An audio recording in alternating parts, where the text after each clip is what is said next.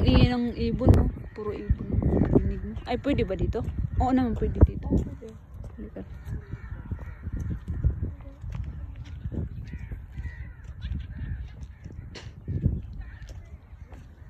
Ganda, o ayan, o nagtanim sila ng trees. Pag ano pa, lalong tamnan nila ng green, ang ganda. Oo, no? Kasi ano lang dito eh, mahirap na. Ang mura ng entrance, 15 lang. Sana, pwede rin ako magtrabaho dun, taga-ticket sa loob. Apply kaya ako. Baka pwede. Ganito maganda mo masyad. Pero paano pag mamasyal ka dito ng summer? Mga siguro mamasyal dito na summer. Pag dito ako magtrabaho na ako, mag-i-enjoy ako. Gusto ko yung mga ganitong pasyalan. Ayoko yung mga malls. Pag malls, ano yun? Shopping. Ay nako, pag mag-mall ka, kailangan magdala ka lang ng pera mo. Yung nga ganito, ang sarap puntahan. Yung nature. Ang galing din eh.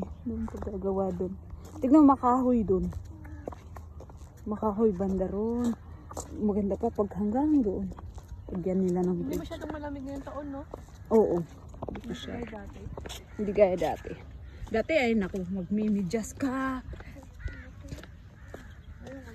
Wala, mainit. Climate na.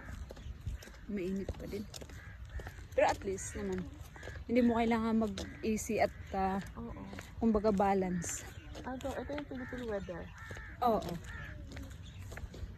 Sabi nga Philippine weather, daw no, katamtaman. Tropical. Tropical country ang ano.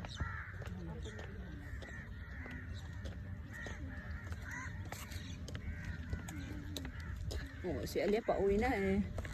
Inan ang kamay niya sa ulo. Pagod ka ng Alia. Punta tayo sa aquarium. Oo, sa aquarium.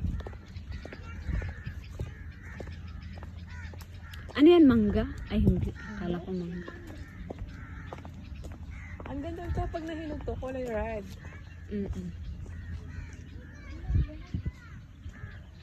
Now let's go see the fish now. We want to see the fish. Yan, let's go. We want to see the fish.